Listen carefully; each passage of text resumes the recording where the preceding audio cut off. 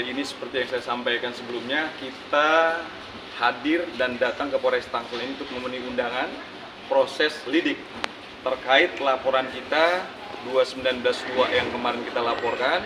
Itu hari ini kita BAP tindak lanjut bahwa kasus ini adalah serius ya. Yang kita laporkan yang patut diduga ini kan figur ya. Ada Yadi Sembako, ada Gus Anom, dan ada Taufik. Kita tidak mau kasus ini terus berlarut-larut sehingga orangnya berkeliaran di luar begitu aja dengan santai. Dia berkata dia akan lapor balik lah, apalah itulah. Ini negara hukum ya kan. Ketika seseorang mendalilkan, dia harus bisa membuktikan, dan hari ini bukti itu sudah kita sampaikan kepada penyidik, tim kriminal khusus untuk segera melakukan penangkapan dan penahanan terhadap Gus Anom, Yadi Sembako, dan Taufik. Apa aja Bang bukti-buktinya Bang? Bukti-bukti yang direct evidence-nya seperti biasa, ada keterangan penolakan dari bank sama cek, mungkin bisa dilihat cek-ceknya. Pokoknya kerugian material kita itu kurang lebih 135 juta. Kalau imaterialnya nanti akan kita gugat di Pengadilan Negeri Tangerang sebesar 5 miliar rupiah. Ini contoh cek-cek yang kosongnya ya.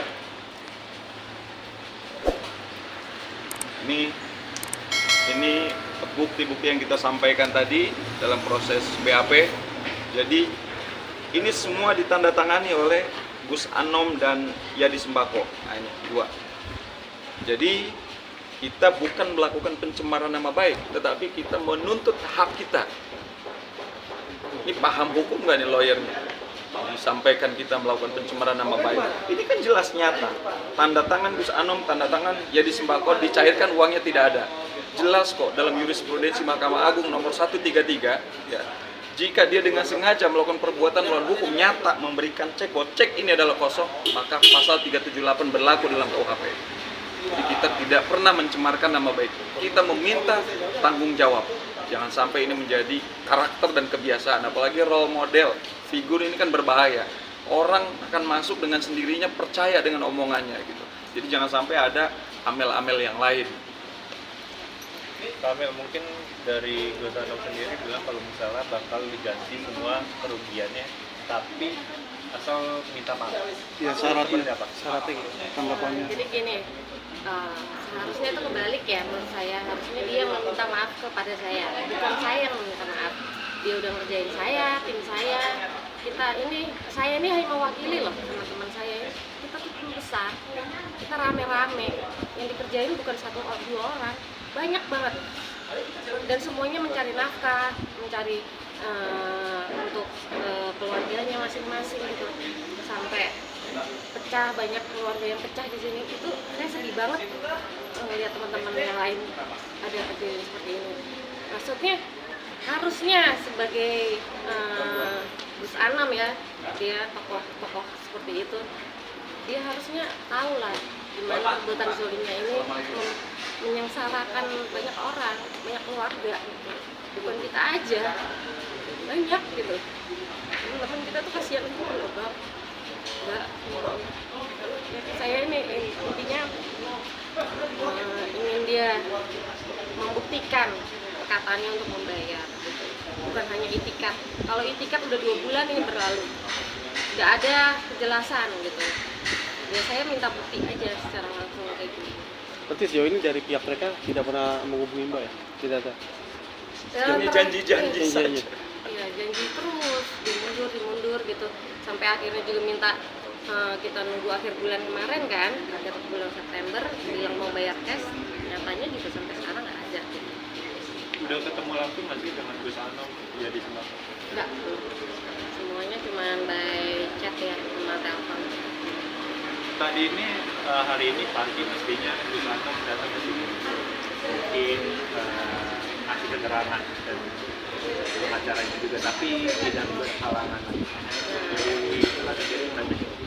Ya berarti gimana Bang kalau nggak hadir? Berarti kan takut.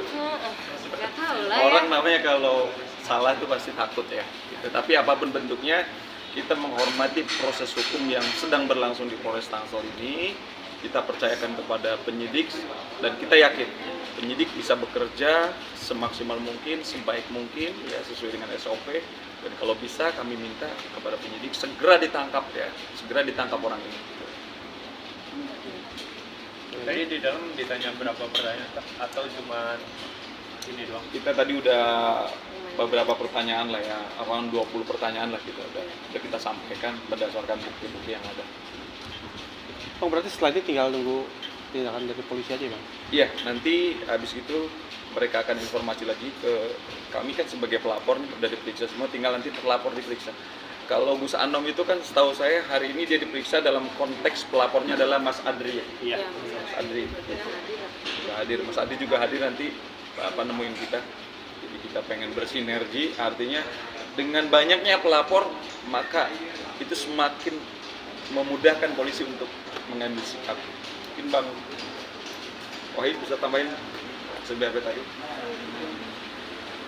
Mungkin ada korban-korban lain nggak sih? Iya, korban-korban jelas ya. Sampai sekarang pun ada banyak artis-artis yang menghubungi saya, termasuk Aldi Taher, Agis Bintang Pantura, terutama Agis ya. Agis tuh ya orang kan nyanyi itu kan, itu dapurnya mereka gitu loh. Ketika mereka udah nyanyi, udah melaksanakan kewajiban yang nggak dibayar kan zolim banget gitu loh. Orang kan butuh makan dari situ, masa itu juga dibohongin gitu kan. Banyak juga, hampir 10 penyanyi ada lebih ya, Hijau Daun dan lain-lain, ada juga Mbak Ika, banyak artis yang Mbak Ika juga sempat komunikasi dengan saya, Bang DJ tolong dipantau terus, pokoknya saya nggak ikhlas, saya nggak ridho kalau mereka masih berkeliaran, masih tersenyum di luar, apalagi dengar bahasa Gus Anom mau melapor balik, ya kan? Itu dia tambah greget tuh. Artinya Bu Amel nggak akan mau minta maaf ya, karena merasa Gus Anom yang... Iya, seharusnya dia yang minta maaf. Kalau dia minta maaf, saya maafkan, tapi proses hukum tetap berjalan. Kalau saya minta maaf, saya tidak mau. Tidak, ini bukan salah saya. Jelas salah dia. Pokoknya kalau Mbak Amel berpesan sampai kapanpun mereka bertiga harus bertanggung jawab. Kalau enggak penjara taruhannya.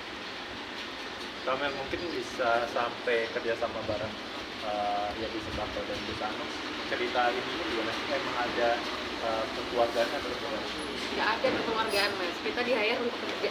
Dari awal itu kita ketemuan itu pertama kali 24 Juli. Berarti kan itu 1 bulan sebelum acara. Jadi ya kita meeting bukan 1 kali langsung deal. Kita meeting 4 kali, 5 kali, bahkan aku ke rumah Bang Yadi untuk ngambil cek gitu. Saya datang ke sana, ngobrol ke sana.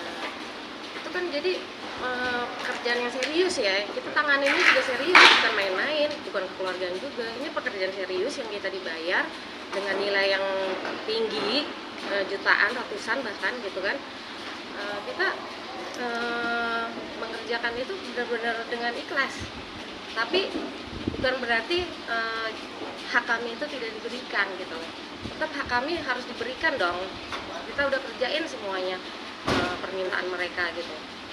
Walaupun memang dari awal tuh dia hanya minta A, akhirnya tambah B, C, D, dia tambah terus. Ya udah kita cari orangnya. Ini kan yang sengsara teman-teman kita yang lain yang kita udah hire, yang udah percaya sama kita, akhirnya begini semua. Pertama kali atau sebelumnya pernah kerjasama dengan Yadi, Mbak? Enggak, belum. Belum pertama kali. Tapi sebelumnya kalau prosedurnya seperti apa sih, Mbak, ketika menjalin kerjasama ini? Maksudnya, Jadi gini, apakah ada DP? kan sekian? ditemuin ya, dia nggak menjanjikan DP, dia bilangnya langsung pembayaran lunas. Nanti kita bayar langsung lunas, tidak ada DP. Jadi sebagai orang yang mengenal dia, jadi ya kita percaya gitu.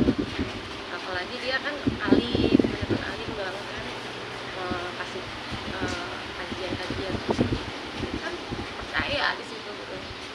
Walaupun akhirnya mengecewakan, ya udahlah, intinya sebenarnya ya udah kita ikutin aja prosesnya gimana dari kepolisian.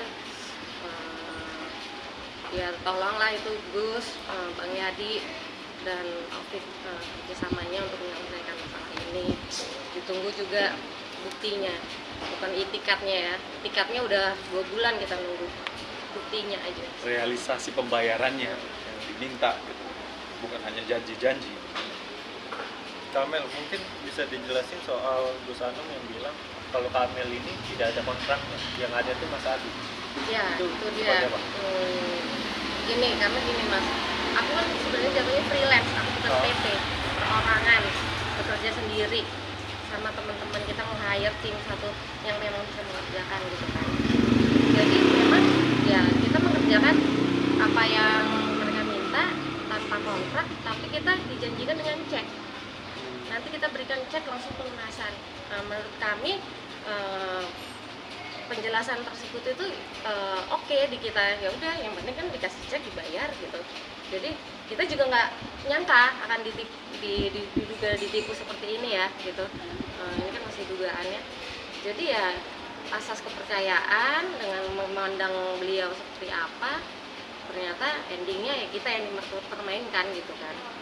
Ya artinya oke, balik lagi ke kontrak. Kontrak itu kan ada dalam bentuk tertulis, ada juga dalam bentuk yang tidak tertulis kalau kita bicara hukum ya.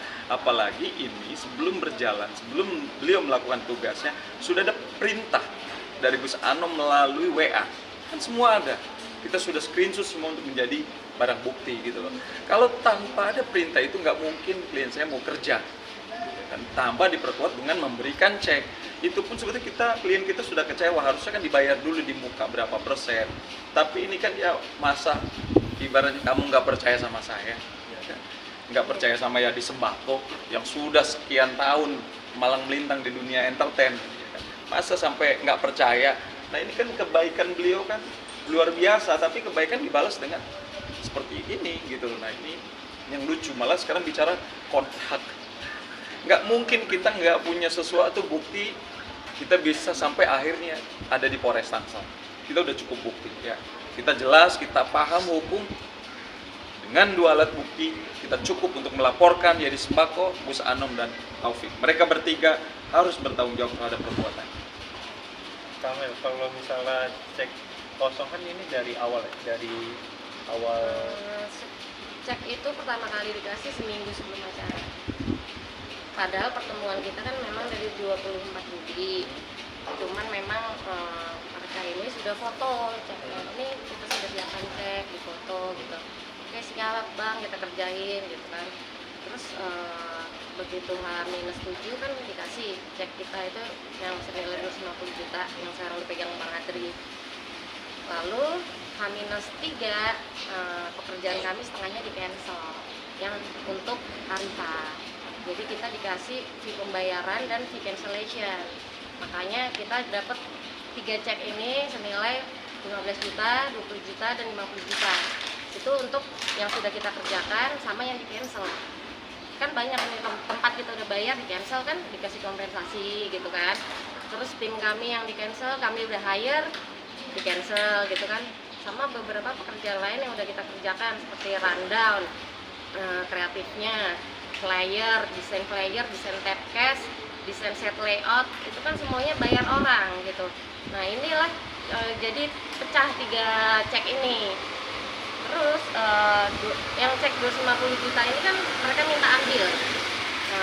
Aku udah bilang waktu itu, bang tolong kasih cash baru ini ceknya aku kembalikan. Lalu mereka bilang gak usah kak, udah kita ganti cek baru aja gitu.